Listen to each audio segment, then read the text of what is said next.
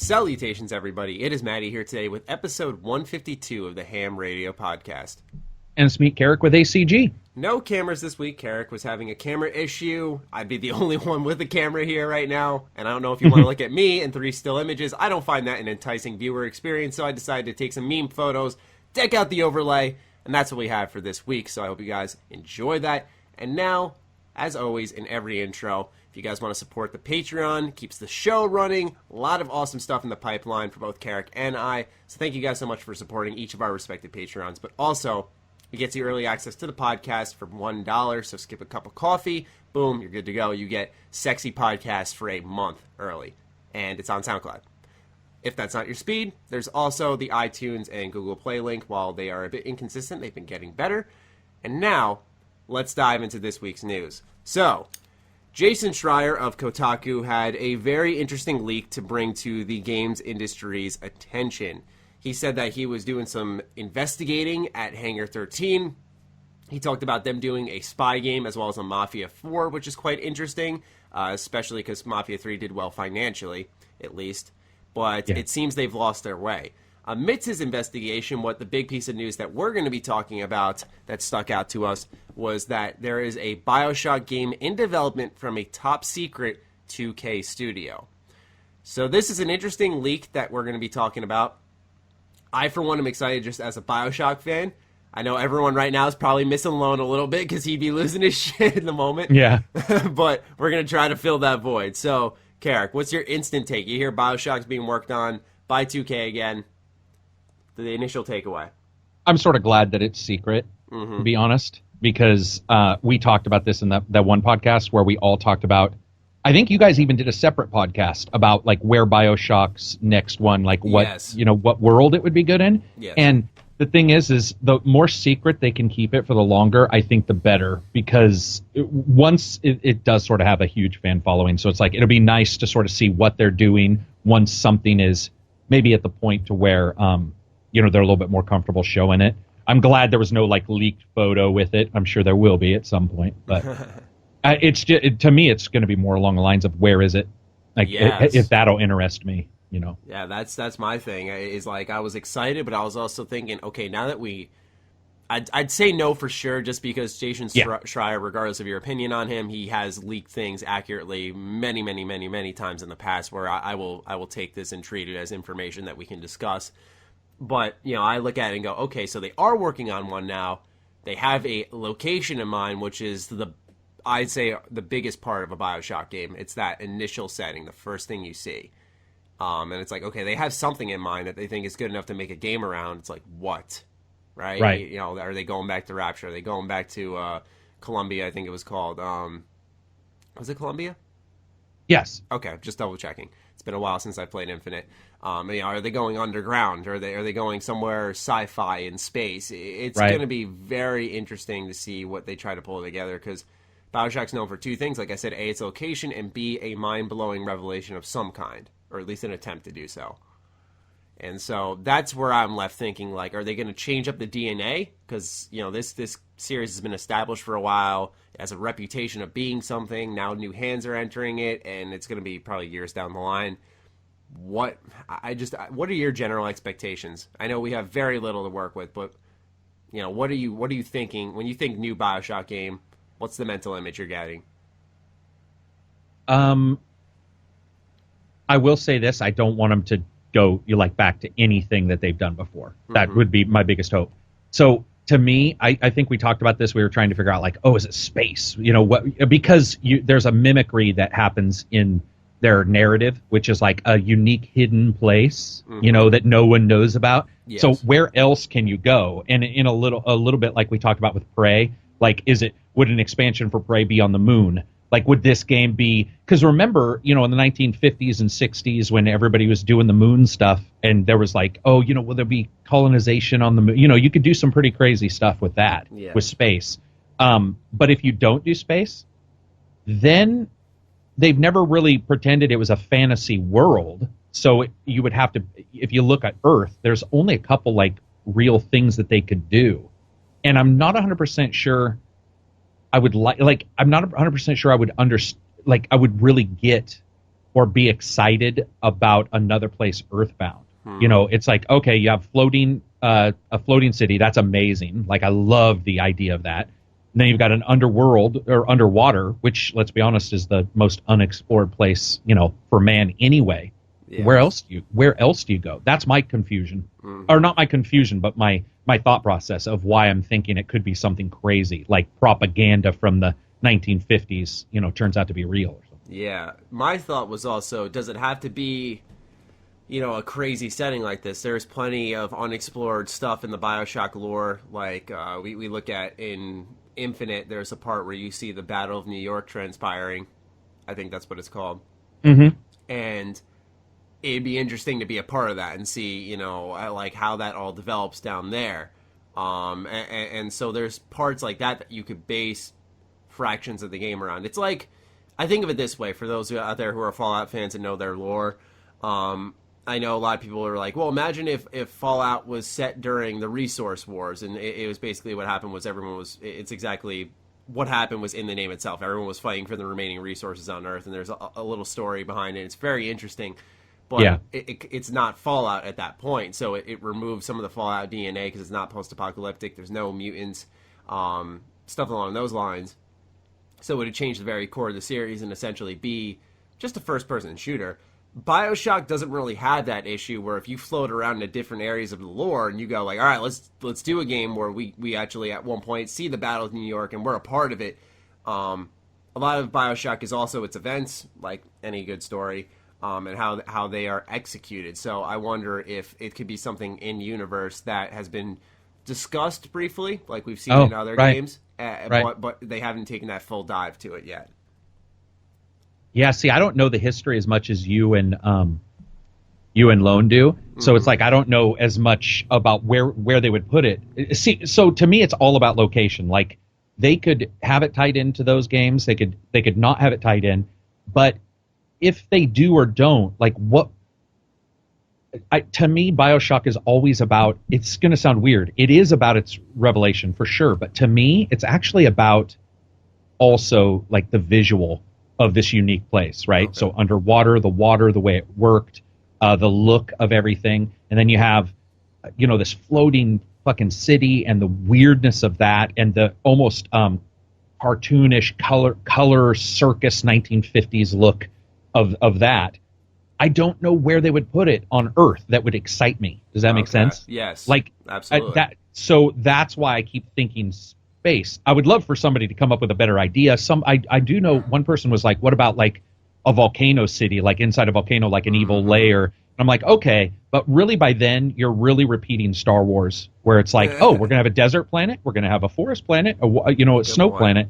You know what I mean? So Antarctica, I always like to go and look at history because Bioshock does like to mimic it in some way. They like to sort of play off it a little bit like Fallout. So there were rumors for years that the Nazis had an Antarctica city, not just a base, which they were known for, but a city, like a massive city. There were like rumors about it that so it's like, could you have this hidden giant city in the snow? Mm-hmm. You know, you could do that, and I would probably be more for that than anything other than space. Okay, that's actually a very interesting point, and I think you might have hit on something there. I also, you mentioned something about how like the universe was exciting because, for example, the water, how it works with the universe in Rapture. Yeah. And it was like, you know what? That's a good point because I think, for example, holy crap, my house is loud right now. I think, for example, in the beginning of Bioshock 1, okay, an airplane crashes part of an airplane, crashes right into this tunnel that you're trying to use to enter into Rapture. And it's like, you know, that's an instant danger, not just because an airplane is tumbling your way, but also because if it hits where you are at, it's not just like, oh, a building's going to crumble, I can run away from this. It's like, no, water's going to flood this area now. I cannot return here. It brings about a unique atmosphere and danger within its own universe that certain locations can't, if I'm making any sense there. So that's the other point that I wanted to touch on again. But yeah, I think a snow city, that would be, that's the one that definitely like catches my attention. Well, sure. And you were talking about, water and it being dangerous and stuff, and then you look at the floating city and you have your hook that you're sliding, so they're sort of showing the fiction is sort of represented within the graphics and the way everything looks, and you're sliding between areas, and that becomes the gimmick of that game. I think the original, the gimmick was the little sisters. I would assume that's the major gimmick there, and water, and then you have air and the hook and all the things that go with that. So it's like snow. There are some things shovel. you could do. Yeah, that's what I was like. You know how kids, you know how kids slide down the snow on the shovels? Did you ever see that? Yeah. Yeah, but it's like I was just thinking, what could you do with snow? You could do some things. What would be hilarious or really cool is like, building. Well, I was thinking like camouflage, putting up like a snow wall real quick, building an igloo. But the thing is, you never quite know what they're going to do with the power. That's going to be the biggest thing. Like, because once you understand how they're going to base their powers, then you can understand if snow makes sense, or if space makes sense. Because if gravity becomes a thing, like I could see it being, you're in the 1950s spacesuit.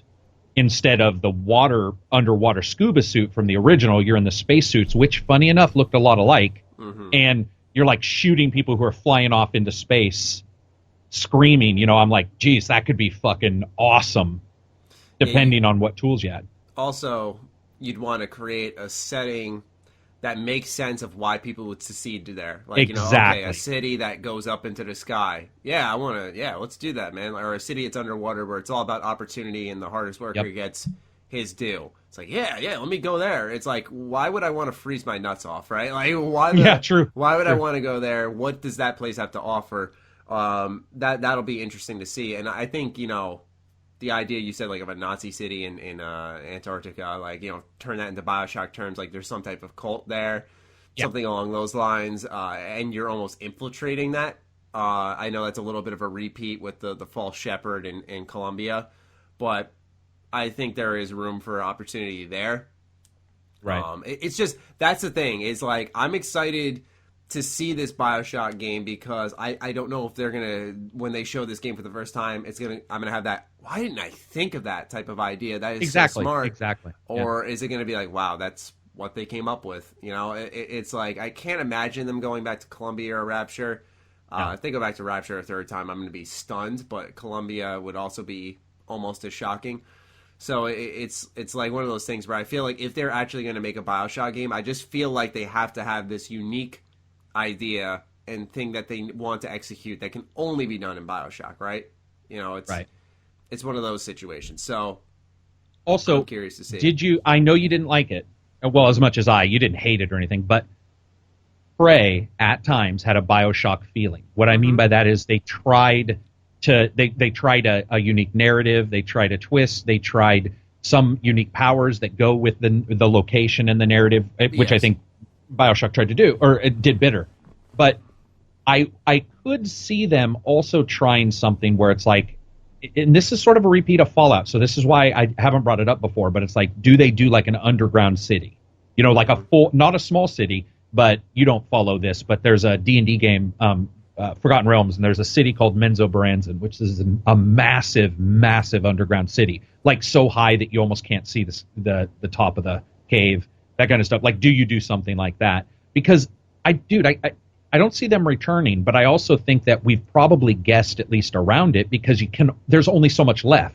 Like, if we were talking about this after number 1, we could say it'll be water or maybe, in the sky or it's like you sort of eat up more ideas as you go forward in the series. And I think once you look at Floating City, you check that off.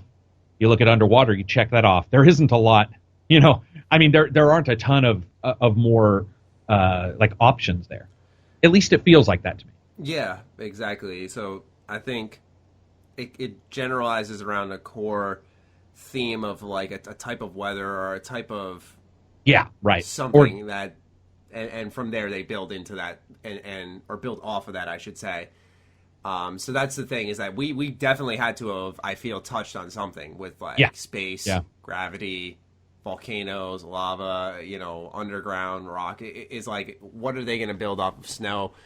that type of thing, I'm very, very, very, very curious, and that's the only thing I can say. It's like, is there anything else you can go off of that? Not really, because we don't know what studio from 2K. We could speculate on that a little bit, though. I mean, it's like, I know Lone had one time speculated, it's got to be Hangar 13. I personally didn't agree with that because I was like, no way. Yeah, either did I. Yeah, I wasn't feeling that one. But if it's someone from 2K, do you think this is a brand new studio? I'm guessing. I don't know if he was saying like top secret studio, as in like, they're out there, but no one knows they're working on this, or did he mean like a brand new studio? It sounded to me like a brand new. You know how like if you have a studio that can do 3 games and 2 games get done, you're building one. And then you're jumping into another, and they're moving around. And I would assume that we're just talking about a studio where other, like people from different studios come together in turn. I mean, that's usually the smartest way to do it too, because you have DLC for some games, so you have to leave some of your team here and move.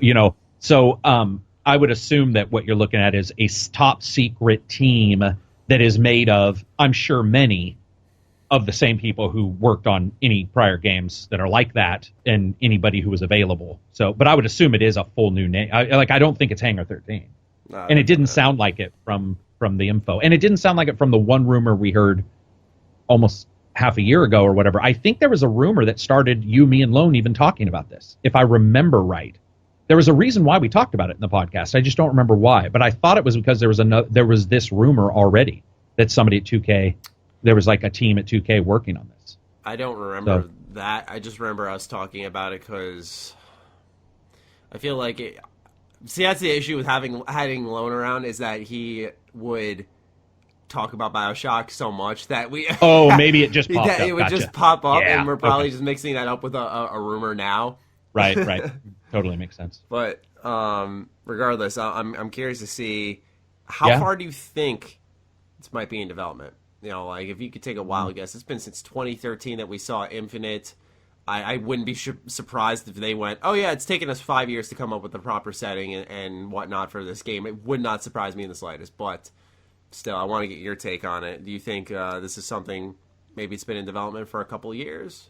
Yeah, probably, because I would assume, take one, most likely they're going to decide, like you said, on a power, something that's unique for their game world, and then you have to build the engine around it. Even if it's your original engine, you have to make some adjustments to it and go, okay, it's going to be underwater, right? Or it's going to be in the air, and those things are going to matter less or matter more, this certain graphics type, what we're doing. So I would assume 2016 is probably when they started preliminary stuff. And then as long as Ken, Levine isn't involved to stop it halfway through and say, we're restarting, that's another thing, is like, it probably hasn't restarted. So that's what's going to be really interesting to me. So it might be coming around quicker. It might be exactly, yeah. And it might, and does quicker mean less whatever, like less cool, because sometimes destroying stuff and starting over makes sense? I don't know, but I think it's probably going to be quicker than we think. Like, I would not be surprised if, it was next year at the latest. But that's just me. It feels like something where they could just be like, hey, guess what? You know why we might have talked about it? Okay, I think I know it. It just came to mind. 2K had said they were working on a game, an unannounced game for one of their most previously established series. Yes, something like that. So I think we were talking about Borderlands and Bioshock, and we were like, which is it? And I think it's Borderlands, but it could have been Bioshock, and I think that's where we said, like, okay, if it is Bioshock, what are we doing with that? Right. Borderlands is another interesting one, though, because I'm surprised that hasn't had any leaks, despite how transparent Gearbox has been about that game. So, and Microsoft bought the marketing last month. Yeah, so I'm thinking that's going to be at E3. So am I, yeah. And it's going to be like an Xbox, exclusive reveal kind of thing. Yeah, they'll just show it. It certainly will. It'll be on all things, but it might be like Sony, where they have like a special suit, or a gun manufacturer that's just for Xbox. Who knows what they'll do? Maybe it'll just be the fact that they're showing it on that. But I would assume we'll see it at E3. Kind of like an Assassin's Creed Unity, just they're going to show it. Yeah. Oh, we'll see. I'm thinking, Borderlands soon, Bioshock next year. That sounds about right to me. And now we move on over to a different type of Sea of Thieves. It just got its first content batch announced, and we were talking about this a little bit before we started recording. A little flat. It's called The Hungering Deep. It's dropping in May. It's going to bring a new AI threat for crews to work together to defeat. In the summer, the Cursed Sails, which includes a new ship type, and the Forsaken Shores, which both include new gameplay mechanics, AI threats, and rewards, will be dropping as well. So, you've played a lot of Sea of Thieves. I've played about 5-ish hours of the game, and I had seen enough. I enjoyed my time with it personally. But I think that showed how little content there was that, okay, I got this through the Xbox Game Pass program, and within 5 hours I was like, I had a good time, but, I can already tell there's nothing else left for me here. Do you think this is a Band-Aid over a much bigger issue? And they're kind of rushing it out, we'll say, because of the initial response, because that was my takeaway. Yeah, that's my takeaway too. I guess to play devil's advocate just for a second, even though I don't believe this, I believe what you and I are saying is probably a little bit more accurate. There is the possibility too that they are just so nervous about what is going on that they do have plans. But one of the things that occurs with the current gaming society now is you can't walk anything back. Not to be rude, but gamers do not allow it right now. It doesn't matter if it's good or bad. There's so much angst on people's part that they don't allow you to walk anything back. You can't say we're doing this. Once the ball gets rolling, you're fucked if people misconstrue what you're saying. So there is a chance that they did say the name. What you and I both noticed was the oddity of the writing in the and it's weird that you, myself, and then on our podcast earlier, somebody was like, "What is with this writing?" And they are not a YouTuber. Like it was really surprising to hear everybody mention how it was like special stuff's happening in the future at some point. And you're like, okay, that's odd. So I think we're right, but I mean, there is the possibility too that they have a very definitive plan, and that it is simply they don't want to say much right now because of even what we're doing right now, and just the talking. No, I think that's a good point. You don't have to apologize for being devil's advocate, because that's exactly the perspective we need. Because my initial question was going to be, why do you think they're being so vague on, like, okay, it's a new AI threat. It's like, okay, what is this AI threat? Why are crews banding together to take it down? Are you adding more information into the universe? Like, see, exactly. Like, we're picking these pieces of information apart, and it might be that they are intentionally being vague, keeping the curiosity of the consumer, not letting them decide too early whether or not they're hopping in. Yeah. And so come May, there's a better chance for people to hop on board, pardon the pun. But I'm also, it's kind of exciting in a way, because I look at, let's take a look at Battlefront 2, a game that a month after launch it got new heroes, and now it just got, it hasn't had new patches and stuff like customization, but in my opinion, it's been very hollow. But in the terms of new heroes, aside from today, got a big patch. There hasn't been anything else. Right. We look at that. That came out in November, and then we look at Sea of Thieves. Just came out, a month ago. Ish. Not even. I think it was like 3 weeks now, and it's already getting announcements for in May. It's going to have a big update, apparently. And then in the summer months, it's going to have a couple more updates.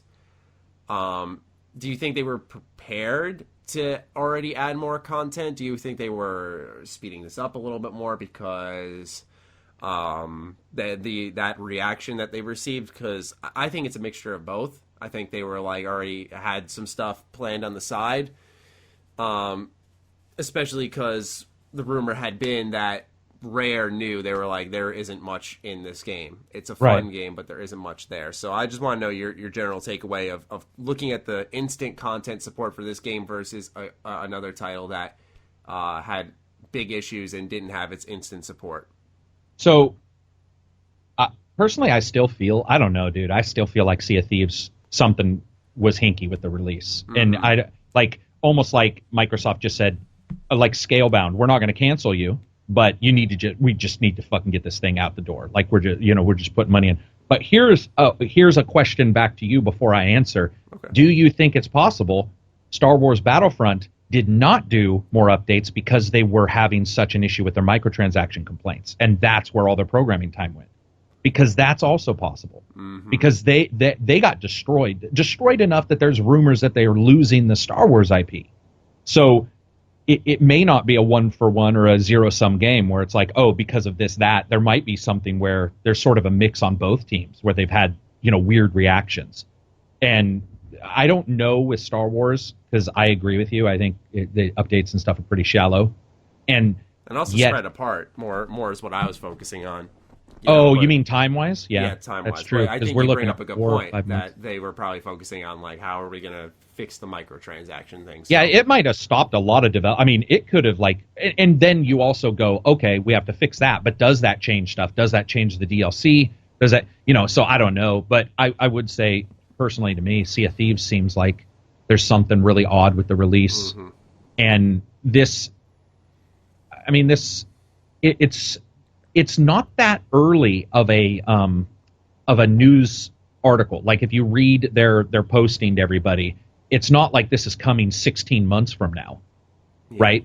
It's coming fairly, and yet they are fairly vague. So that does sort of feed into what you were saying, which is like, maybe was it ready? Maybe they're pushing something forward that isn't ready because there were so many complaints. I don't know, dude, because I'm telling you right now, I think if you and I were working there, we're just fucking pounding away as secretaries, just doing nothing but getting coffee. If we saw that game before it was released, even we would know there wasn't a lot of content. Yes. You know what I mean? Like, I don't think anybody gets out of there without knowing that. So that to me indicates that maybe there was an issue, and so that's why this is weird, because maybe it's something they planned on doing later.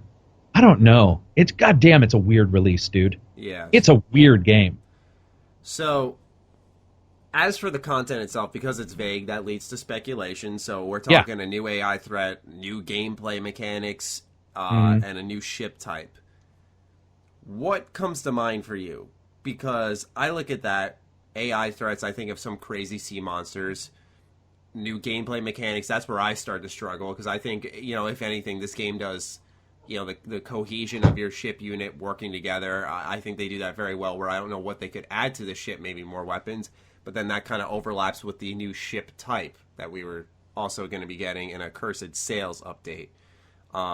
So when you look at those three things they're bringing to us, and rewards, which, I'd say, oh boy, but, is it like a golden bucket now? So, is it still gonna cost you 8,000 fucking gold pieces? Yeah, that's the other thing, is I didn't notice an address of pricing of content reward. They didn't seem to tackle the hard-hitting issues with the game. They just said we're adding more. So anyway, back to the original question though. What are your initial thoughts on an AI threat? What could that be? A new ship type, as well as these new gameplay mechanics? I don't know about you, but I would rather have it be more NPCs in ships, because there isn't any, except for like some story stuff, which isn't even really story stuff. So it's like when you travel around, it's going to be a human, and in a ship. And the fact is it's not the best. It's not the best server system. I don't think you don't get a lot. Like, at least I felt that I could sail for a long time and not bump into anybody. So I would certainly like it if they had like a war zone area, or areas where maybe there was a chance of NPCs. Maybe on your map, it's like, here there be monsters, what have you. And, that those places are a little bit more dangerous, right? So if I go there, I could meet an NPC ship. Because right now, and I don't think you need to win anything if you kill the ship, but right now there isn't that. Right now, what you have is a system based on using the players to create the content, and yet not having enough content to cause the players to play. So you and I, the chance of us seeing ships is going to be less and less since day one, unless magically they're gaining in subscriber numbers. So I think my hope is that's where the filling is. The monsters are great, but I still hope that I want ship battles. Yeah. Like, that's what I want. It's surprising, though, now that you say that, I never thought of that. And granted, my playtime with this game is very minimal. Much less, but right. Still, it's very surprising when you point that out, that wasn't something in the game, like AI ships. There are raids that you can perform, but my only experience with the raid was we stole from another ship their raid. They were just leaving, and we took them out. It was epic. That's the thing. This game has those epic moments. Yeah. and it was an absolute blast. I was playing with patrons. And yeah, like I said, we jacked all their stuff. We had like 8,000 gold worth of stuff. We had to sail through a sea storm to get back, and we lost like the ship that respawned. It chased us through it, and we managed to lose it. It was a really cool moment.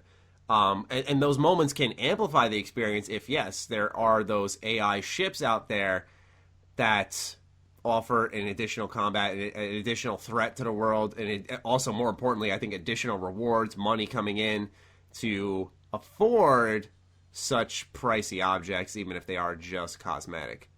Yeah, but when you add the discussion of a new ship type, do you think this is a step forward to start adding stuff that changes the gameplay itself? Maybe a ship with a better battering ram, we'll call it, and if you directly ram a ship, it'll do more damage to the foe and maybe sink them a bit quicker.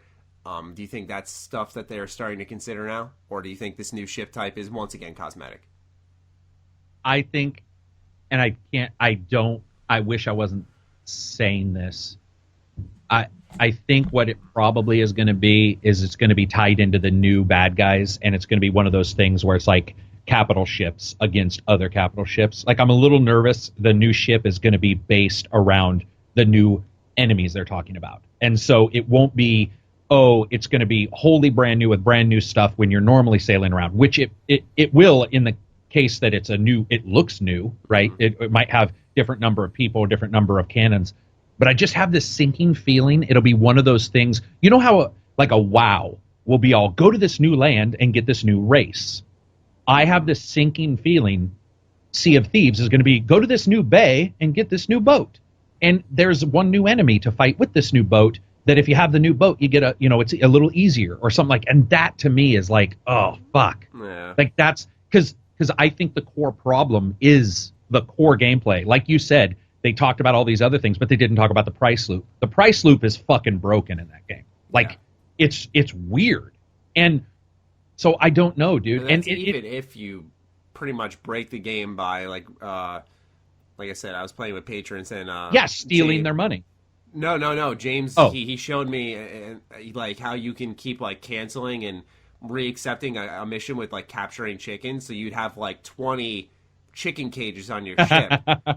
Gotcha. And yeah, you'd like go to different islands. You grab as many golden and red striped chickens or whatever they're called as you could, and you take them all back and turn them in continuously with that quest active, and then you'd make tons of money. Oh, gotcha. But you're breaking the game. That's the thing. You're breaking the game to make it a actual fun experience that rewards you properly. And that is, I think that speaks incredible amounts of volume about what is wrong with this game. Yeah. I don't mean to say it. I apologize, because a viewer called me out on this, and I have a horrible habit of it saying amount of volume. I'm trying to cut that out. If you're listening to this right now, I am sorry. Amount of volume. They're bothered by that. Yeah. So I think the big issue is that there's probably some people who are totally happy with whatever they've got, right? Like I did have some defenders and stuff. So it's, when I did my review, so I'm sure there's people who like what they're playing. But even somebody like Paper Bag on the Discord, mm-hmm. who does like it, he does or likes elements of it, but you would never ever hear them defend half the shit that goes on. Yeah. And one of the shit is the lack of content. What you described about getting money, when you break it down, you basically took a boring quest, chicken collecting, and more bored yourself to get more money. Like, that's not the kind of interaction I want with a game. To go, oh, okay, we collected more chickens. Okay, whatever. That's still just collecting chickens. Like, that's the problem, is the game doesn't have, once you do one thing, all the other stuff you'll do is 2 things or 3 things or 4 things. And I didn't see anything in this update where it sounded like that was going to change. And that's the one thing that would get me to go back, is if it did. If they were like, okay, we have new mission types, tons of them, they're more complex. If you choose to do so, you can still do the simple ones. But I didn't see anything that even indicates that's happening. Yeah. Well, I assume in the coming weeks we will know all the answers to these questions we're asking right now. And that'll be interesting in its own right. That'll spark yet another Sea of Thieves discussion, and we'll be right on top of it.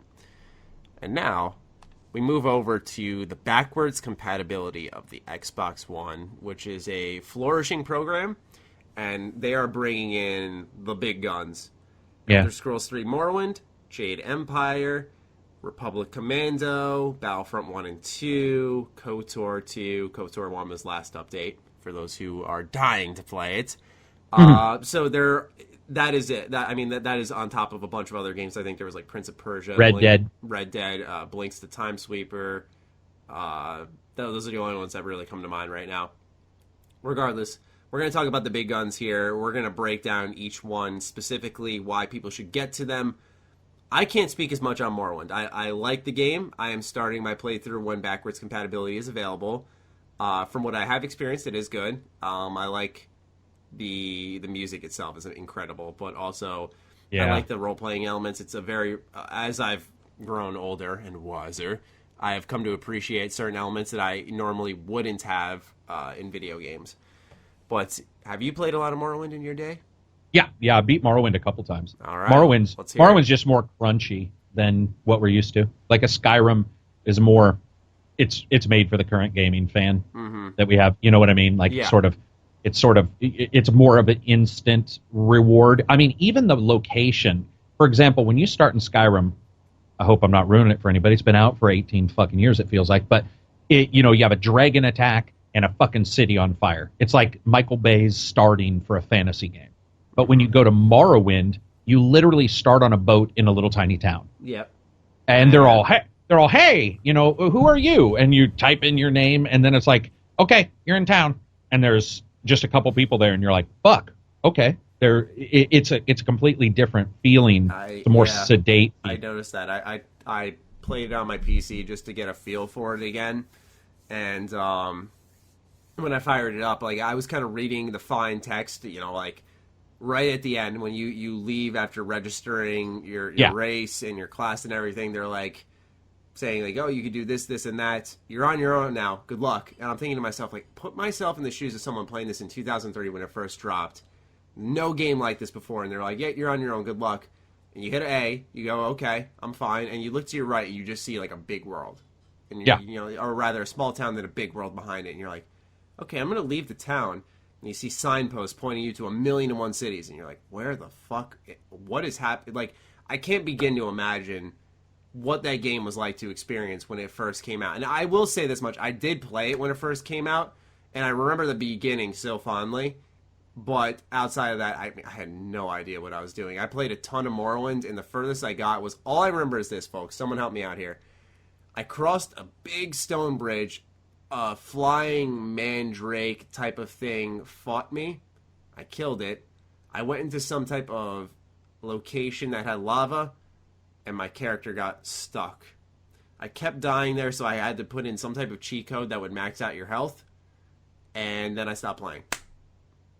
If anyone can tell me where they are, where I was, I will give you a spot on the podcast to join us in our next episode, because I have no fucking clue. But anyway, that's my short story with Morrowind. So you've played it a couple of times. Yeah. I agree, though. It is more raunchy, I guess we'll say, because you can whiff on attacks. That's a huge thing. Yeah. And you can... It's a little bit more dangerous. It's going to be interesting to see how they updated it, because backwards compatibility, there's the two types. There's the backwards compatibility and then the enhanced. And one of the issues with Morrowind is its draw distance isn't the greatest. It's got a lot of pop in, but it also has one of the enemies that has become like a joke, which are what are they, Silt Striders? No, the other one, the flying pterodactyl. Fuck. That might have been the thing I fought on that bridge. Yeah, and it's... Are you still there? Yeah, sorry. Oh, okay. No, that's all right. And so it's like that'll be interesting to see what has changed there, like graphically, how they go about things. I think that it's an emptier world because it's, if you even understand the location, it's not as like lush as a Skyrim. Skyrim's more of the foresty.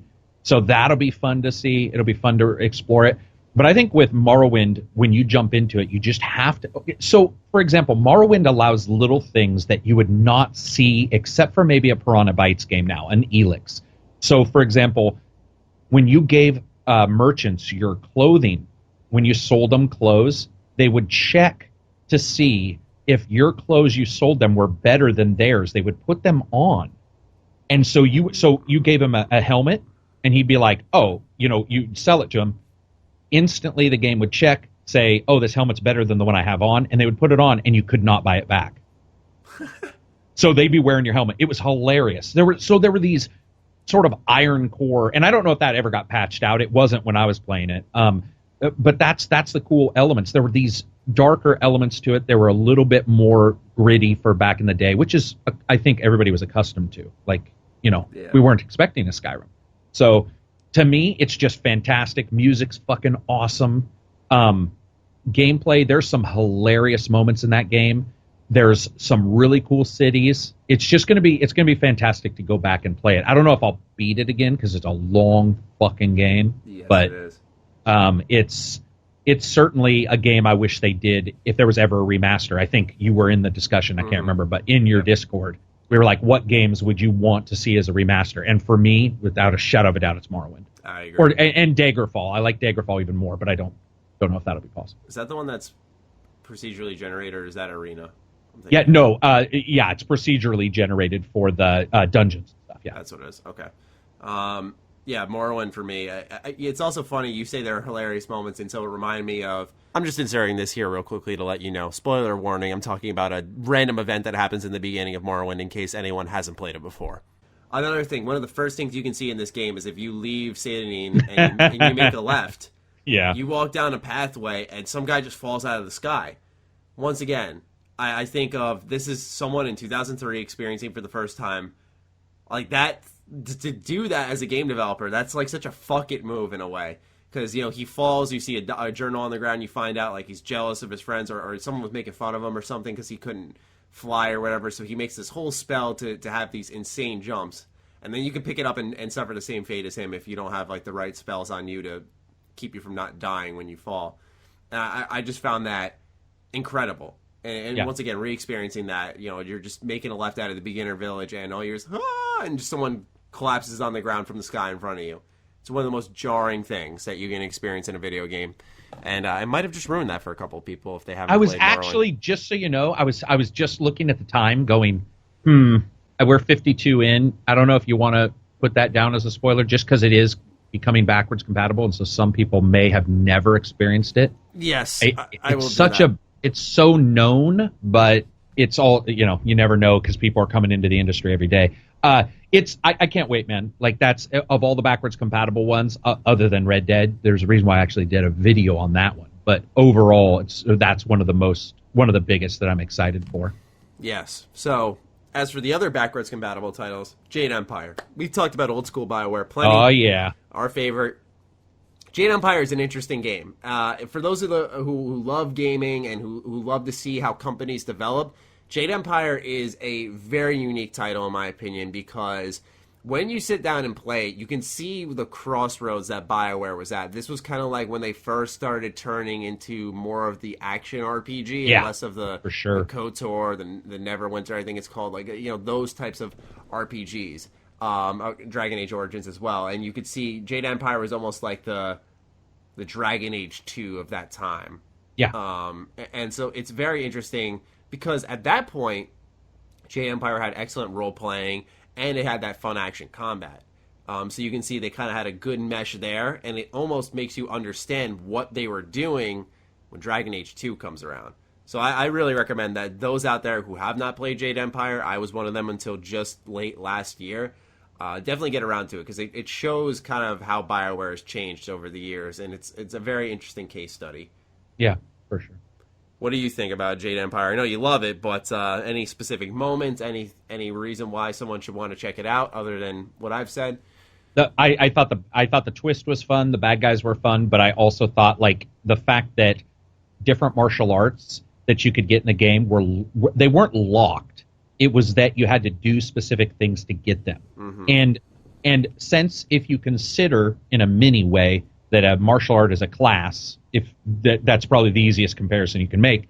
I like the fact that those classes you continue to unlock as you played the game. You didn't just start and go, I want to be Dragon Paw or fucking, Iron Claw or whatever, and that was it. You actually, there were very specific martial arts you could unlock, and one of them that you can unlock it quite early, but its use sort of gets bigger and bigger as you play, is the impromptu, which allows you to grab like bar stool. You can like smash if you're in an area and shit gets smashed. You can like grab bar stool legs and use them like as scrimma sticks, and just little things like that. That there was an interaction that wasn't really necessarily there in any other game. Like in for example, in a Star Wars, you don't grab, for the most part, you don't grab shit off the ground and huck it at people. No, you don't. So the real-time combat, brutally, I would totally agree with you. It shows some deficiencies. Like, I don't know about you, but in Jade Empire, understanding distance in that game is hard sometimes. Oh, yeah. You'll do your front flip forward and you'll attack and you're missing and you're like, what the fuck? The first two hits never connect. Oh, after yeah. Dodge over them. It's the weirdest thing. You're always like a third, like 13 inches too far away from the dude. You're like, are you fucking kidding me? Yeah. But it's like the action version of Morrowind, where I was just talking about how you whiff in that game, and you whiff in Jade Empire a lot too. It's strange. Yeah, you definitely do. Until you sort of figure out, and even then, you figure out how to attack people, and then you have a couple ranged martial arts. I also like how the martial arts, some of them were mystical, and some were much more. Mm-hmm. They were all mystical at some junction, but like the iron, I played this hundreds of times, I can't remember the name, but Iron Claws, the claw one, you'd a punch person and then the claws would come out and you'd be like, okay, that's somewhat magical, but then later you can get the powerful ones and then combo enemies. Yes. And so, freeze them, leap up in the air, smash them, they explode, and you have area of attacks, so you get like your area attack, your larger attacks where you can freeze all the enemies around you. Mm-hmm. And I don't know if I told you this. I think I did. But there's the mod for the PC version that unlocks a bunch of hidden martial arts that they didn't get to put in the game that are there. That. Yeah, so there's elephant. There's like 6 martial arts, including, I don't want to ruin it for anybody because this is a great game, but there's a ghost and a murder. And there's a martial art actually hidden there that you can get if you get the mod that they had fully there. So your character animates and everything. They just didn't get a chance to bug test it and put it in. So there's a lot in that game, a little bit like KOTOR 2. There's a lot there that you can't get to officially.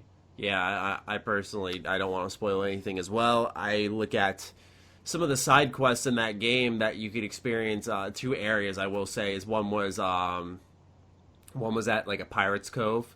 And there was that you could make that could go out 3 separate ways, and it was a complete side objective. But man, it could get really twisted really fast. It's something that I can't think of BioWare doing nowadays. Right. And the other one was in a former school, and it was very interesting how they handled that as well, because it was a believable scenario given how they built the world around it, and the situation presented to you was Wait. I think we're talking about the same place. Oh, we are? Is there also there was Ghost. Yeah, you former were school or a formal martial art? Is it a former dojo or a former school? It seemed like I've only played this once. I think it was like a former school. Like, oh, I apologize. Yeah, that is a different one. Yeah. Okay. But yeah, you did interact with ghosts, and it was very touching, I'll say. Yeah. And it was one of those few moments I feel that games truly nail, where when you made like the good side choice, the good karma, you were like, that felt good. Yeah. And I was doing like a mostly bad guy playthrough that game, and I will say that even when I was just talking about a certain mission in Pirate's Cove, and when I made that bad decision, I actually wanted to reload my game because I felt that bad. And that, like I said, usually I'm like not disconnected, but it doesn't affect me emotionally, where I'm like, sure. Like, haha, that's funny. Look how crazy this game lets you be. But like there, I was like, wow, fuck, that's awful what I just did. I'm not going to do that. So just know that there are some moments in this game, if you're planning on trying this one out, that a little darker. A little darker, offer some good choice and consequence that RPG fans will appreciate. And it's also not a huge commitment. We were talking about Morrowind being a long game, but this Yeah, one's about right. 18 to 22 hours, depending on how you play it, how much side content you tackle. It's a very good time, though. Highly recommend it. It's split up into about 3 arcs. And also, you play KOTOR a lot, so you'll sort of know this, but there's a lot of similarities to Manan, which is my favorite level in KOTOR, that occur in Jade Empire, including a particular thing where there's a town that's flooded. I don't know if you remember that quest, but I don't even know, that might be a side quest, but it's actually, do you remember you could make the choice to destroy the Kolta on Manan? Yes. You chose between the fucking giant shark, nature versus like the needs of the Republic. I love the fact that there's a couple of those sort of mimicked in Jade Empire, and I get that some people thought they were a little bit copies. They were, but there's certainly the ending. I don't know about you, but I feel the ending is a bit KOTOR-ish, a little bit. Yeah. But the main bad guy that you deal with through most of it, Death's Hand. That dude, when he first shows up, man, and the way he talks and the modulation, he is a Japanese Sith to me. Like, that is exactly how he comes across, is a Sith. And so I think that's why I like the game so much, was because it felt familiar due to KOTOR, but at the same time, it was real. It was action, more action-based. Interesting take. Yeah. Jade Empire is another good one. Mind you, folks, if you're listening and you're like, damn, I want to try this out, they are all available digitally, or you can take your physical copy if you own one, and you can throw it right into your Xbox One X, or Xbox One S, or Xbox One, whatever you have. Now let's talk about some of the Star Wars titles coming back through backwards compatibility. So we have the original Battlefronts. Yeah. These are timeless, but also I have to say that as much as I enjoyed them, I was really excited for EA's original visions for Star Wars Battlefront, because it kind of brought to life a lot of what the originals couldn't do due to technology. Yeah. But I have to say that these are also ones that, I mean, this entire list is, the reason we're talking about it is because they're all worth experiencing. It's really a matter of why. And I guess with these original Battlefront games, now it's more so about seeing like what these offered versus what the ones nowadays offer, which, if you look at Battlefront 1 versus the originals, it's not even close, but 2 kind of, despite its microtransaction issues, I felt narrowed the gap. I enjoyed it a lot more in the first one.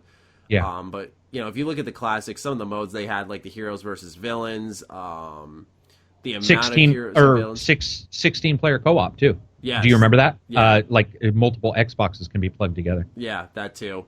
It offered a lot of new stuff that we had never seen before. The type of game that, despite the campaign being based around just running around shooting AI, and it being the exact same as the instant action, which, as you can tell, when they tried to mimic that in certain ways in Battlefront 1 and 2 nowadays, it didn't work out as well. It was something that worked very well back then because it was a proper execution of the universe itself. But yeah, I'm going off track now.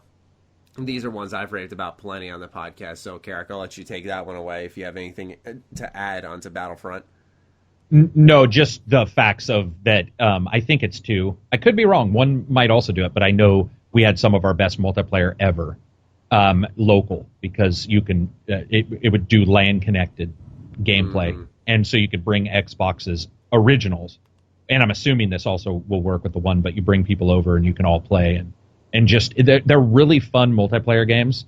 They're single player, you're right. It is really just, we're going to pretend there's a campaign by having the multiplayer game be the campaign, but we're slightly adjusting the wording. Yeah. So that happened. But the thing is, it was actually pretty satisfying to me, that game overall. Like the shooting, the respawning, the AI. I love the fact that you can play against bots. One thing people don't remember is a lot of games don't allow you to play bots. They just don't. There is no bots. It's like you have to go online, to play other people. And so that game still has bots, and they weren't terrible. They're not the best, but they were fun. Time, at least. They were fun for its time. A big enough threat to make you want to do the best. It was a feel-good game in many ways, though, because you'd always drop like 50 kills and just absolutely run the lobby, and it would feel good. As for KOTOR 2, I could go on about this game forever. As much as I love KOTOR 1, I think KOTOR 2 takes it to a whole other level in many ways, just because of time itself. You know, like KOTOR 1 will always be my favorite of all time, but 2 I think has improved in so many areas as it's aged. I think that morally gray area that Kreia constantly keeps you in, no matter what you do in the game, is easily one of the best written characters to ever touch video games. I think it has some of the best companions in gaming. It feeds off of KOTOR 1 completely, though. It's without KOTOR 1, 2 is not as good in my opinion. But right.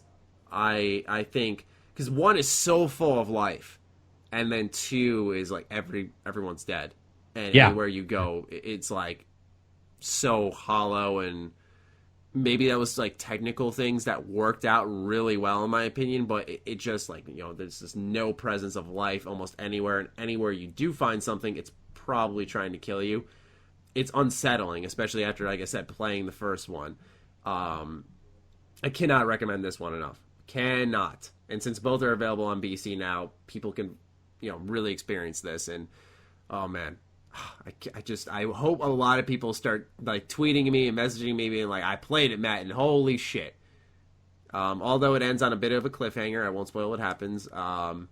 It's probably the only glaring flaw I'd say that when I think of that game, the ending sticks out a little bit. But what do you think, Karak? You love I almost said you love Karak. You love KOTOR 1. It's your favorite game of all time as well. Yeah. What does 2 mean to you? Like, so you like the gray, Kreia and the gray Jedi, which I like. I love the idea. I think it's awesome.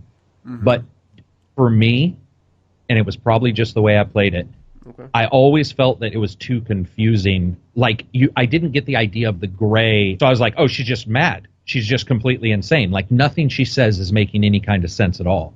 And then you get to the end, and even through it, as you're playing, you're like, okay, obviously she's just, she as your mentor. We're not ruining anything for people. It's a little bit more gray than a Sith versus a Jedi kind of thing.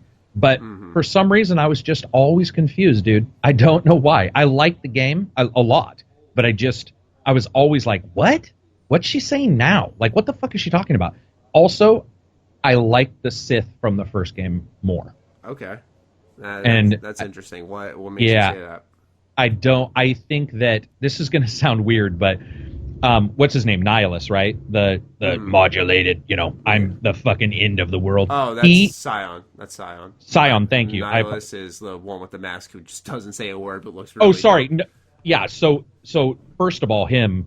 The thing that bothers me about that character is he reminds me almost of 1990s movies anti-heroes where he's just too badass to be badass. Like, he's like, the rumors is he's destroyed planets. And what's her name? Kelly Hu does his,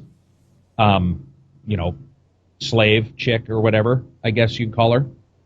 Are you talking about Wait, you're talking about the girl who was with him originally, but then Visis or Visis, I forgot. Is that what? I've always, I never found those guys that interesting. I found them a little bit more in your face than I did the original stuff. Might have just been because of the surprise at the end of KOTOR, but it's hard to know. I liked the locations, but I also felt that everybody was a copy. It was like, here's a Chewbacca copy. Here's a Karth Onasi copy. And I loved that character. Patton? Yes. I actually, when you are figuring out what he's doing, that's right. So fucking cool. Said, like, dude, some of the reveals in that game are insane, and they're like not even a part of the main story. Right. I loved that. It's just that I felt that it was a little too much number 2. If that makes sense. I get it. Like, it was just a little too close in its setup. No, I get it, because I think in the initial first look, you see, we'll use that as an example. You're like, oh yeah, this is Karth. He's like your goofy co-pilot, although Karth's a little more emotional and it's more carefree. Yeah. You can see like the parallels being drawn in the style and how they act. But it's like once you dig deeper, which I finally did. You know, it was like one of my many playthroughs. It was my most recent one though for KOTOR 2 when I found out about Atten. I was like, holy crap, you got to be kidding me! Like I can't believe that I'm just learning this now. Right. And then you learn what he can become, and then what the rest of your party can become. And it's one of the most transformative experiences I think you can have in a game, like where you feel like you are the center of this conflict, and you are either the one that causes it to bend or break, and kind of thing. And I think they did that so well. And like I said, it's not even like a main story thing. It's like all character interaction and world building that they did. Yeah. And that's why I say, like, you know, I love KOTOR 1. I mean, there's timeless moments in that game through and through. For those who have watched most of my playthrough, or my long plays, I call them, for that game, I mean, you saw me pretty much reciting the whole game because I've played it so many times. But 2 has some spectacular moments that I think, you know, time has lent them the ability to develop, where maybe back then people were like, all right, but, you know, because KOTOR 1 was still fresh. Yeah. And you go back to it, and it's like, oh, shit. KOTOR 2 is something else, man. That's what I think, at least. Last Star Wars title on this backwards compatibility list is Republic Commando. Another Star Wars story with a pretty big twist at the end. Cliffhanger ending to an extent that everyone was expecting a new entry for. Never got it, but this game's getting some love. Do you enjoy Republic Commando as much as I have? I'm going to be honest, man. I don't remember anything about Public Commando. Isn't that weird? Like, I don't think it was bad or anything. It was a shooter, and you were the 4 dudes that you could control, right? You could, like, you can have only them control one, but yeah, you could, like, send the others Couldn't you around. order them? Yeah, okay. That's all I remember, man. Don't you go to Geonosis at one time? Yes, early in the game. It's like the first level. Yeah, that's it. That's all for some reason. I mean, now you're there for a pretty big chunk of the first part of the game. Gotcha.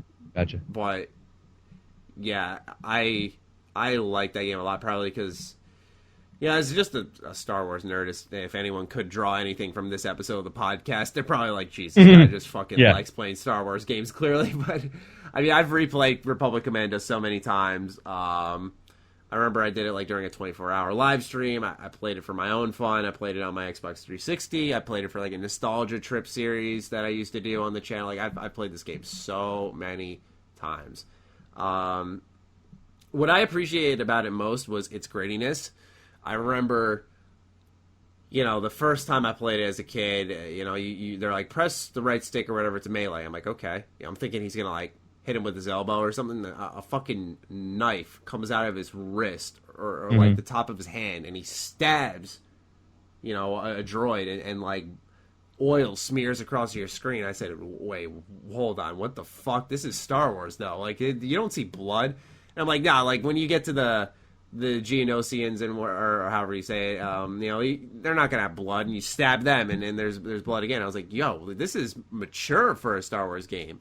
Right. So that definitely like caught my interest early on. Even as a kid, I was like, I wasn't even like psyched like, oh, there's blood. I was like, this is different from other Star Wars games, and it kind of drove me on.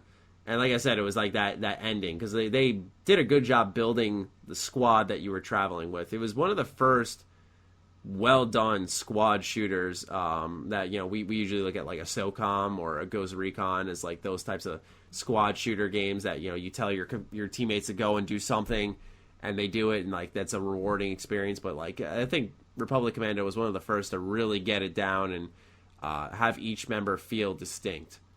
Yeah. Biggest pet peeve with that game though was like, for example, Fixer, good with explosives.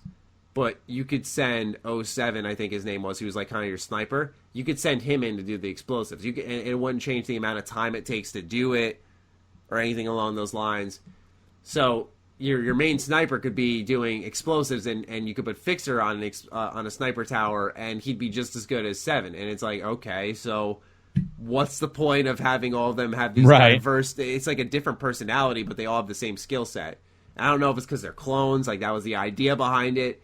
But it definitely disrupted some of the gameplay, I felt. But other than that, I adored that game so much. And now it's time for me to shut up and let Karak run his mouth for a bit as we talk about, last but certainly not least, a little Bethesda. So P9s did an interview at PAX East 2018. He did multiple ones at that. And he promised that there's going to be new games, new projects. He paused. He's like, look, I'm really excited for this year's E3. He said there's going to be a big mix. I feel there's something for everybody here. And we look at previous E3s. We look at this one. Karak, you hear him say that. Are you hyped? Are you like, I'm going to take this with a grain of salt? What are your initial feelings when he says, like, this is going to be something for everybody and we got new games and new projects coming?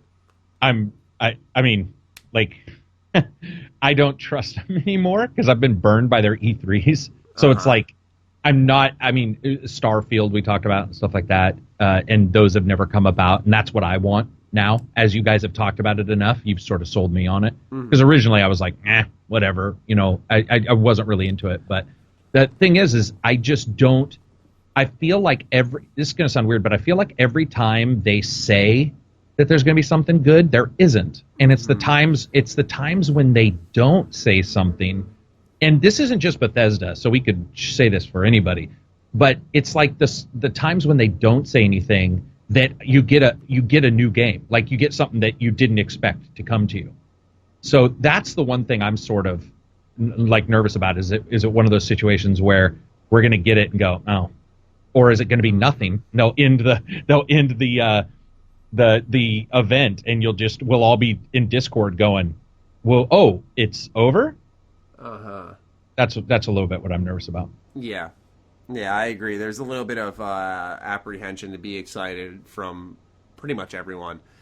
For me, it's like when I heard that, I like to focus on new because one of the things is that their conferences have become predictable, and I think last year was the best example of it. I think Lone and I and you, it collectively broken down everything we were going to see at E3 that year, and the only thing we didn't know about was Creation Club. Everything else was kind of like, all right, we knew that was coming, like an Elder Scrolls Online update, Elder Scrolls Legends, Quake Champions, Wolfenstein, The Evil Within. Right. We broke down the whole list, and you and I and Lone, we had it all on lock. This year, though, there's a little bit more mystery. There's a little more intrigue. I feel like, are they going to bounce back? I think, the door's open now for a new Doom. The door's open for a new BGS title, but there's no real leaks about it. There's nothing really going around. So I think that's why people are starting to ramp up the excitement a little bit, because there's a potential there. Since all their other studios are kind of done. Arcane's done something last year.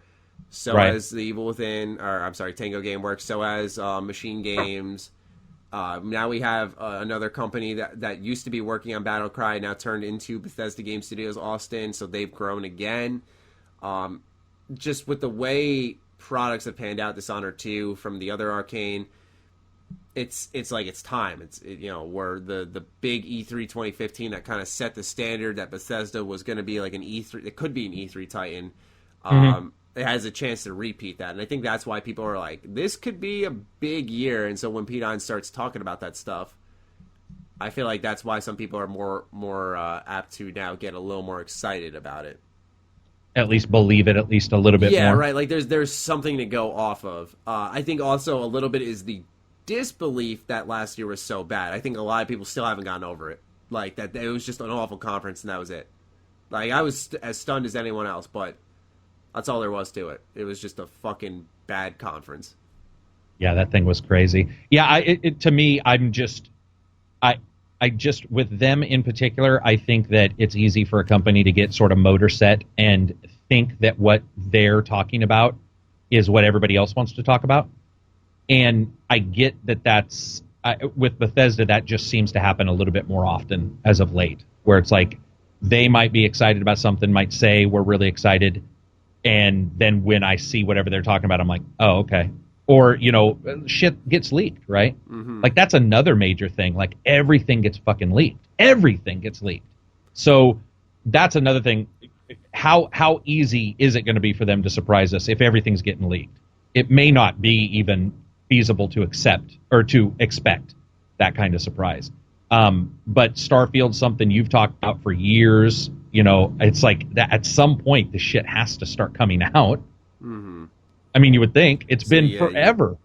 Yeah, you think there's going to be a leak then? No, I'm just saying I'm a little nervous that whatever we think, whatever we hear is going to be all they're working on. So, and we already have heard the Starfield stuff. So it's like, is that going to be the only thing? Okay. Like, so, because right now leaks are so prevalent, dude. And because... we just talked about one as our headliner. yeah, and it's insane. And so it's like, that's one thing I worry about Bethesda is almost like they've got bad leaks in some way. Like somebody there is giving out a lot of data, and so there isn't going to be much surprise they can even offer, even if they tried. Like, so I sort of try to talk myself down into getting. I don't get mad at them because that wouldn't make any sense. But I also don't get I don't get my expectations too high because I'm just every time it happens they've let me down. Like, not to be rude, but they have. It's like since Skyrim, since the hysteria of Skyrim, there has not been anything from Bethesda that has made me sit up and go, oh my God. And I know Fallout 4 did for you guys, and I liked it, but it didn't have the same, I don't know what you call it. Didn't have the same punch. Yeah. And that's just continued more and more and more. I understand. Yeah, absolutely. And I think that's why most people are approaching a new BGS game with cautious optimism because of the rumor of, like, is this AAA freemium title? Is that going to be a console that's game? another is it thing, mobile? It's like, are they trying to cash in on this Battle Royale thing? You know, that's the other thing is, like, they're saying there's something for everybody. You know, and that's a new genre. Everyone's about the Battle Royale stuff. It's like something for everybody there. Is something for everybody. Your multiplayer shooter in Quake or in Doom is you're something for everybody. Also, an open world game from BGS. Like, it can... It's such a broad thing that allows for so much speculation. Not only that, but not to be rude, I mean, Bethesda's PR, that is Pete, right? Yeah, because there's Pete Hines and then Todd. Pete's known as sort of a jackass, and I don't mean that in a bad way. I mean, that's his PR persona. You know, he sort of says something, so I'm not 100% sure I even believe what he says. Like, I don't know why, but he comes across as somebody who... Sometimes he just says shit, and you're all, okay. Because I'm pretty sure, didn't he just after the rumor came, or after he said there'll be something for everybody, then he told everybody he didn't even remember saying that? Yes. Yeah. He linked the article. Yeah, so it's just like, I don't know. You know, they're really confusing right now for me, to be honest. Personally, I wouldn't call him a jackass. I'd more. Well, I don't mean jackass in a bad way. I mean, I know what you mean. Whatever the term would be. I would say more like he likes to toy with the audience, and that might lead to disappointment or a lot of excitement, depending on who you are. Yeah. And I don't know if it's a bad thing or a good thing. I personally, like, I don't feed off of it. I'm just like, oh yeah, he's fucking around with people. I think it keeps things nice and easy. You know, that's one thing that you look at any other industry around us, and you don't see things happen like they do in video games. Yeah, so, for sure. You know, I kind of appreciate that type of approach to, you know, one of the biggest shows in gaming. You know, he's just like, kind of like, yeah, I don't even remember how I was talking about this. And it's like, I don't know. Well, so I guess you and I agree. It's just we come out the end in a different way. Yeah. So he says that, and so to me, what happens is after a long period of time, I start to feel almost burned because it's like, oh, I said this, but I don't remember saying this, but maybe I said this. And pretty soon, I guess I go, well, I disengage. I'm like, okay. Yeah, you're like, I don't even care anymore. I'm not going to try to figure out. I'm not going to try to figure it out. Yeah. And so when I say jackass, by the way, one of the reasons why I said that particular word is because he reminds me of, and I don't remember the actors who did Jackass, but the main guy, with the black hair, Johnny Knoxville, I think. Yeah, Johnny Knoxville.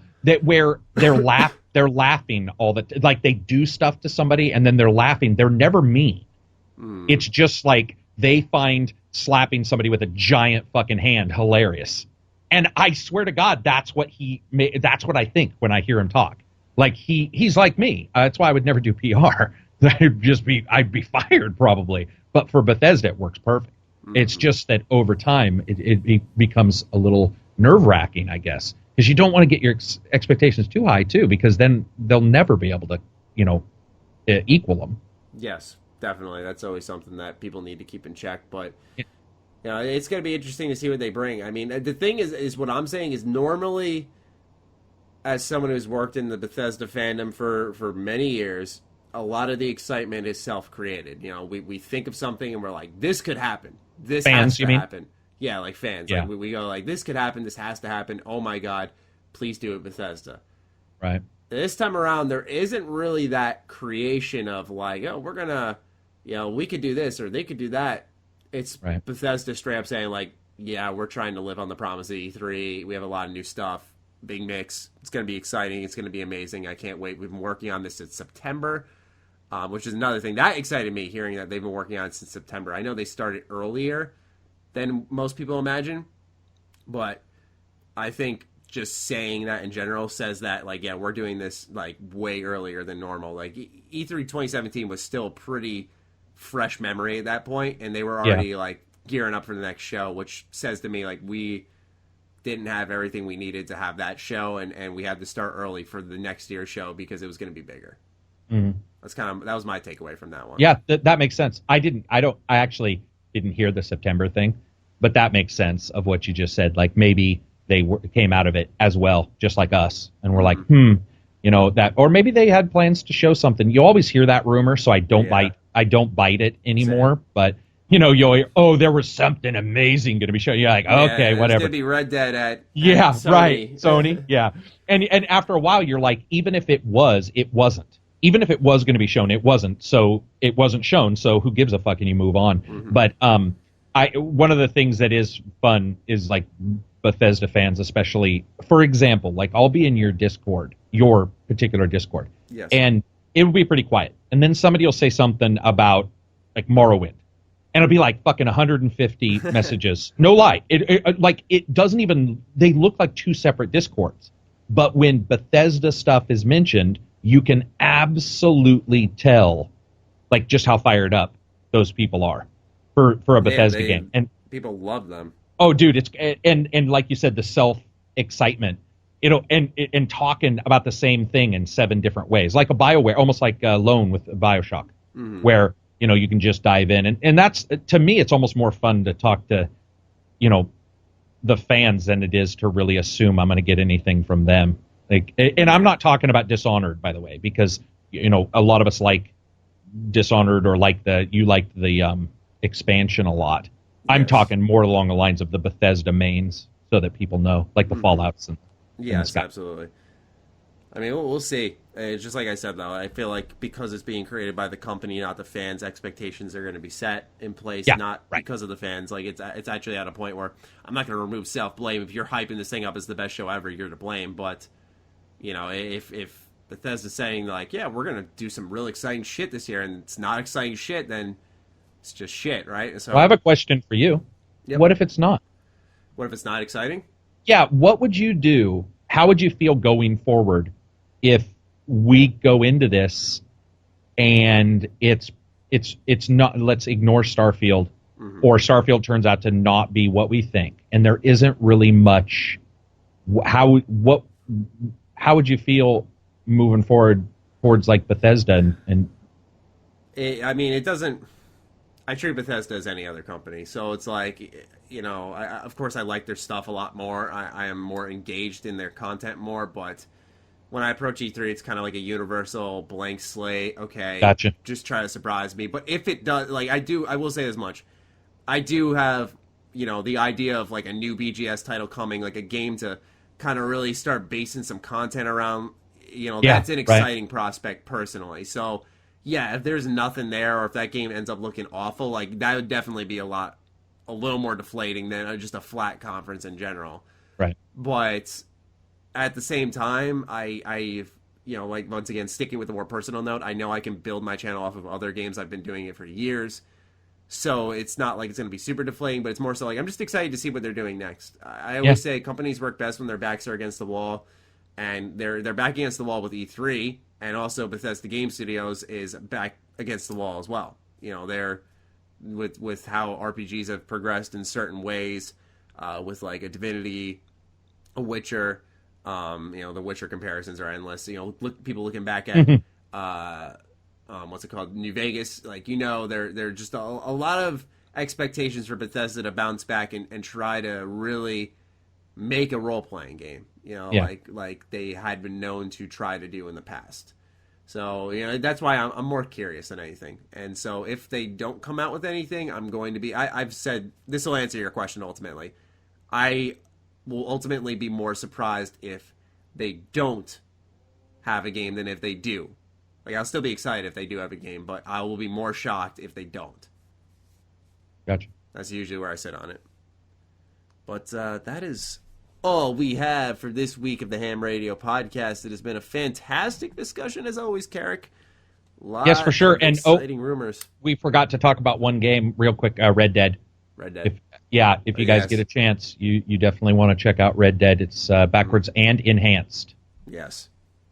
Yes. Are you going to jump back into it, or are you? Because I don't remember how much you played of the original. Yes, I am going to. I've been like in and out of a playthrough, and it's just something with Rockstar at times. It's got to get me in the right mood. Oh yeah, makes sense. So it's one of those things where it's also, like I said, I know and I won't spoil it for others. I know the ending. I know a lot of like the big moments in the game because friends have talked about it around me, and I have played some of it. So it's one of those games where it's like, I pick it up and I go, do I have to play this? Because I kind of know everything. I'm just kind of here to experience it and say I played it at that point. Okay. So it's one of those things up in the air. Right now, my backlog goal is let's beat Morrowind. That's kind of my thing. Oh, gotcha. Oh. Yeah. So then that's and from there maybe I'll hit Red Dead because I'll have time in the summer, and that's where I'm going. But any final closing thoughts as we? No, other than I'm just super excited, dude, because like you're looking at PS4. PS4's got VR. VR's dropped in price. Xbox is doing backwards compatible Game Pass. Mm. You have Nintendo handheld, so that's sort of regardless of anything else, you have that already. It's just I think it's a very cool time right now because there's so many different little ways in which you can game, and that they're all pretty fucking good, which is something I wouldn't have said prior to maybe Rabbids or something on the Switch. It's like it's got better and better, and the fact that and I know you don't turn your Xbox on as much, but if you have an Xbox, you have 500 now backwards compatible games, and you have ones that are enhanced that literally look better than remasters that you get charged for. And then you have the Game Pass, which is super cheap. And then with the PS4, you have really good exclusives.